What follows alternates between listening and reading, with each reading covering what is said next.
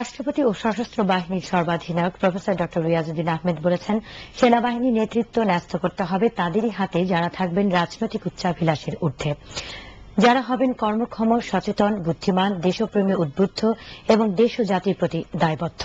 তিনি আজ সেনা সদর নির্বাচনী পর্ষদে ভাষণ দেওয়ার সময় একথা বলেন। রাষ্ট্রপতি বলেন, গত 11 জানুয়ারির ক্রান্তিলগ্নে সেনাবাহিনীর বলিষ্ঠ ও নিরপেক্ষ ভূমিকা দেশকে এক অরাজক পরিস্থিতি থেকে ফিরিয়ে এনেছে।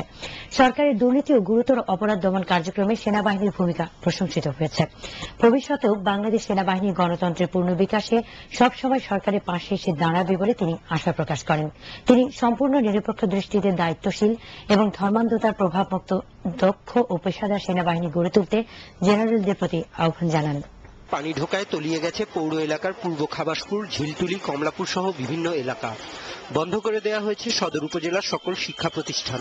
প্রশাসনের উদ্যোগে খোলা 70টি আশ্রয় কেন্দ্রের কয়েকটি প্লাবিত হওয়ায় কয়েক হাজার পরিবার আশ্রয় নিয়েছে সড়ক ও মহাসড়কে। অবনতি হয়েছে মাদারীপুরের বন্যা পরিস্থিতির। শহর রক্ষাবাদের 6টি পয়েন্টে ভাঙন দেখা দিয়েছে। শনিবার রাতে শিবচর উপজেলার শিরুয়াইল ইউনিয়নের উত্তরাইলে বেড়িবাঁধ ভেঙে প্লাবিত হয়েছে 5টি গ্রাম। ভেঙে পড়েছে অধিকাংশ এলাকার যোগাযোগ ব্যবস্থা। বন্ধ রয়েছে কাওড়াকান্দি ফেরিঘাটের একটি ঘাট।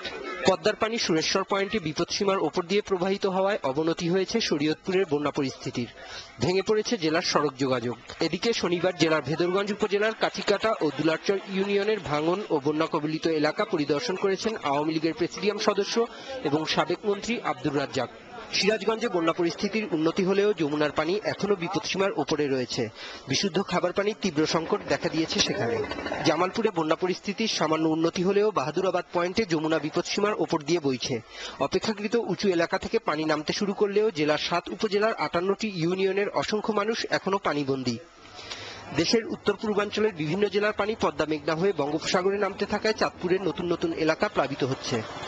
মেঘনা সহ সবকটি নদীর পানি বিপদসীমার ওপর দিয়ে প্রবাহিত হওয়ায় অবনতি হয়েছে ব্রাহ্মণবাড়িয়া, আশুগঞ্জ ও ভৈরবের বন্যা পরিস্থিতির। ঢাকা আগরতলা সড়ক পানিতে তলিয়ে যাওয়ায় ঝুঁকি নিয়ে চলছে আন্তর্জাতিক রুটের বাস সহ বিভিন্ন যানবাহন। ঝুঁকিপূর্ণ অবস্থায় রয়েছে ঢাকা চট্টগ্রাম ও ঢাকা সিলেট রুটের পুরুলিয়া রেল ব্রিজ।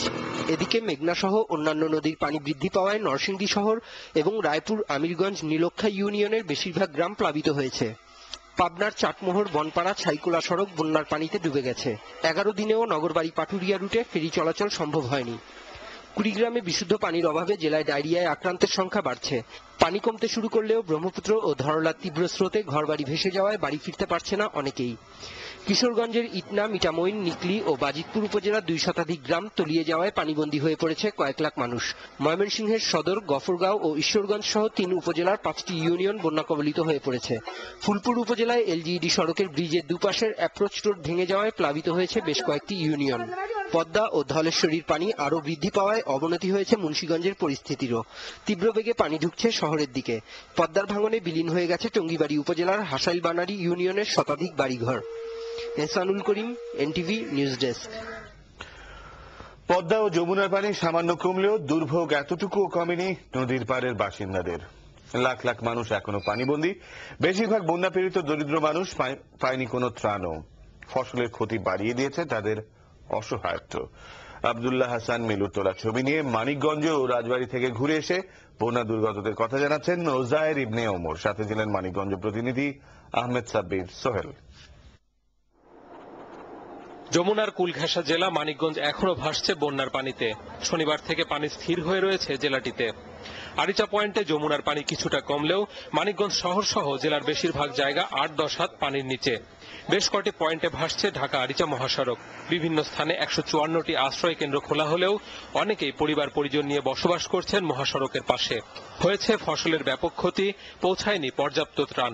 জনপ্রতিনিধিরা করতো, তারপরে আরো প্রভাবশালী লোক যারা আছে এলাকায় তারাও সাহায্য সহযোগিতা করতো।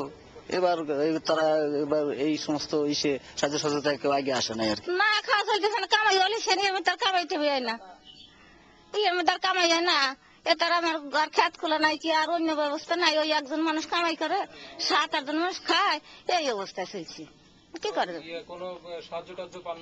না, আমরা কোন এটা পাই বসে জিনিস আমি পাইনি। আরিচার ওপারে গোয়ালন্দ, পদ্মা যমুনার মিলনস্থল।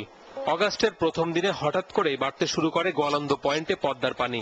দুদিনেই বন্যা কবলিত হয়ে পড়ে গোয়ালন্দ পাড়ের জেলা রাজবাড়ী। পৌরসভার বেশিরভাগ এলাকা সহ জেলার 5টি থানার 4টি এখন পানির নিচে। পানি বইছে বিপদসীমার 145 সেন্টিমিটার উপর দিয়ে। এখানেও ফসল নষ্ট হওয়া এবং ত্রাণ না পাওয়ায় দিশেহারা মানুষ। রান্না করতেছে খুব কষ্টে, খড় দেওয়া নাই, ধরেন একবেলা হচ্ছে আর একবেলা হচ্ছে না, খড় দেওয়ার জন্য কষ্টই। দিনে কয়বার রান্না করেন? দিনে একবার হয়, না হয় এরকম। 3-4 দিনের ভিতরে ধরেন বন্যা হয় পুরা মাঠ চলে যায়, শতকরা 80% লোকই পাট কাটতে পারেনি। এবং যাও বা কাটছিল মানে স্রোতে সব জাতটাক বেশি অনেক জায়গা চলে গেছে। গোয়ালন্দের পদ্মার পানি তলিয়ে দিয়েছে রাজবাড়ী জেলার অধিকাংশ এলাকা, তবে বেশিরভাগ বন্যা পীড়িত মানুষের হাতে এখনো পৌঁছায়নি ত্রাণ।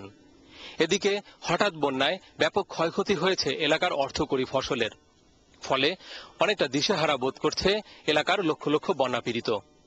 ওজায়ের ইবনে ওমর, এনটিভি নিউজ, রাজবাড়ী।